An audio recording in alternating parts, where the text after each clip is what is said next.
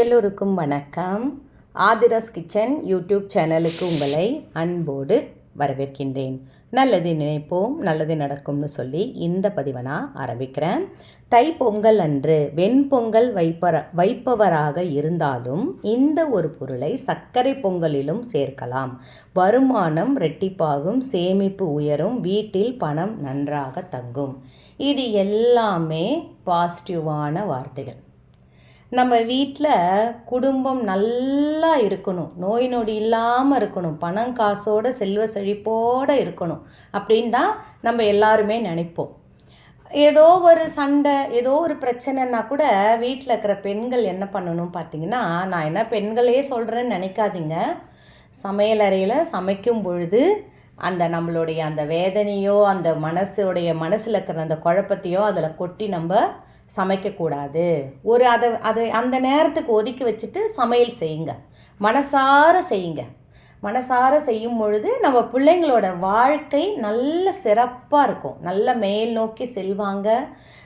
நல்ல ஒரு படிச்சிட்ருக்கும் போதே ஒரு வேலை கிடச்சிடும், அந்த மாதிரிலாம் ஒரு சூழல் உண்டாகும். சரி, நாளைக்கு தைப்பொங்கல் திருநாள் வாழ்த்துக்களுடனே இந்த பதிவில் நான் உங்களுக்கு என்ன சொல்ல போகிறேன்னா, வெண்பொங்கல். சில பேர் வெண்பொங்கல் தாம்மா நாங்கள் வைப்போம், எங்கள் பழக்க வழக்கம் வெண்பொங்கல் வச்சு தான் நாங்கள் சாமி. வெண்பொங்கல்னா வெள்ளை பச்சரிசி மட்டும்தான் போடுவாங்க, அதில் கொஞ்சோண்டு உப்பு போடுவாங்க. அதுக்கு முன்னாடி பால் வச்சு பொங்க வச்சு அதில் பச்சரிசி மட்டும், பருப்பு கூட சில பேர் கலக்க மாட்டாங்க, சாதத்தை மட்டும் பொங்கி வச்சு அதுதான் பொங்கலாக கும்பிடுவாங்க சில பேர் சக்கரை பொங்கல் செய்வோம். நம்ம இந்த வருடம் முழுவதும் நல்ல, ஏன்னா ஜனவரி மாதத்துலேயே நம்மளுக்கு இந்த பொங்கல் வந்திருக்குது, அது வரும் எப்பவுமே.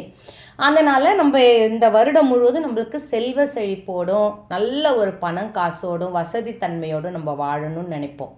ஒருத்தவங்க நம்மளை ஏளனமாக பேசக்கூடாது, யாரும் நம்மளை மட்டமாக நினைக்கக்கூடாது அப்படின்றதுக்காகவே ஒரு சிலர் இல்லாத விஷயத்தை, அவங்கக்கிட்ட அந்த மாதிரி ஒரு சொத்தே இருந்திருக்காது, ஆனால் என்கிட்ட அந்த சொத்து இருக்குது, இந்த சொத்து இருக்குது, அது இருக்குது, இது இருக்குதுன்னு பெருமை பீத்துவாங்க. ஆனால் அவங்களுடைய அவங்க வாழ்ந்துட்டு இருக்கிற வாழ்க்கையை பார்த்தாலே தெரியும் அவங்க எந்த நிலையில் இருக்கிறாங்கன்றது. ஆனால் பெருமை பீத்துவாங்க, தெரியாமல் என்கிட்ட இருக்குது, என்கிட்ட மறைவாக நாங்கள் வச்சுருக்குறோம் அப்படின்னு. அந்த மாதிரிலாம் இல்லாமல் நம்மக்கிட்ட இருக்கிறத யாருக்கிட்டையும் சொல்லவும் தேவையில்லை, நம்ம பெருமை பீத்தவும் தேவையில்லை, இல்லைங்களா? சரி, இப்போ என்ன பண்ணணுன்னா, பொங்கல் வைக்கிறோம்.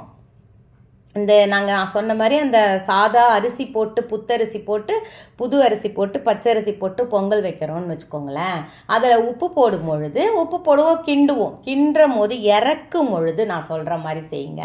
இந்த டைமண்டு கற்கண்டு கொஞ்சம் வாங்கி வச்சுக்கோங்க. அந்த டைமண்டு கற்கண்டை அந்த பொங்கலில் கொஞ்சம் போட்டுட்டு ஒரு கிண்டி விட்டிங்கன்னா, அது எப்பவுமே ஒரு சிலர் வெல்லம் போடுவாங்க, மேலே வெல்லமும் வைப்பாங்க. அது இல்லாமல் இந்த டைமண்டு கற்கண்டை கொஞ்சம் அந்த பொங்கலில் நீங்கள் சேர்த்து பாருங்களேன், இந்த வருடம் முழுவதும் நம்மளுக்கு எந்த ஒரு பணப்பிரச்சனையே வராதுங்க. இது எங்களுக்கு பழக்கம்லாம் நினைக்காதீங்க, சாதாரண இதெல்லாம் ஒன்று பழக்கமாலாம் செய்யணும்னு அவசியம் கிடையாது. இந்த டைமண்டு கற்கண்டை பொங்கலில் போடுறதுனால நம்மளுக்கு நல்லது தான் நடக்கும். அதே மாதிரி வெண்பொங்கல் சக்கரை பொங்கல் செய்யும் பொழுதும் சரிதான். இந்த மாதிரி அந்த சக்கரை பொங்கல்லையும் இறக்கும் போது இந்த டைமண்டு கற்கண்டை கொஞ்சம் ஒரு கை அளவுக்கு கொஞ்சம் எடுத்து ஒரு ஸ்பூன் அளவுக்கு போட்டுடுங்க. நல்லா அதை போடும் பொழுதே மகாலட்சுமியே என் வீட்டில் நீங்கள் உட்காரணும், குபேராய நமக, ஏதாவது ஒரு மந்திரத்தை சொல்லிக்கிட்டே சமைங்க. ஏதாவது உங்களுக்கு தெரிஞ்சதை ஒன்று சொல்லிக்கிட்டே செய்யுங்களேன். அந்த பிள்ளைங்களோட வாழ்க்கை நல்லாயிருக்கும், நம்ம குடும்பம் நல்லாயிருக்கும், கணவருடைய வருமானம் ரெட்டிப்பாகும், சம்பளம் உயரும், வீட்டில் பணம் கைகள் நன்றாக தங்கும். பணம் சேரணும் அப்படின்னா இதை செய்யுங்க. பொங்கல் அன்னைக்கு இந்த விஷயத்தை நீங்கள் செய்யுங்க, நல்லதே நடக்கும், வெற்றி நிச்சயம். வாழ்க வளத்துடன் சொல்லி இந்த பதிவை நிறைவு செய்கிறேன். இன்னொரு பதிவோடு உங்களை நான் மீட் பண்ணுறேன்.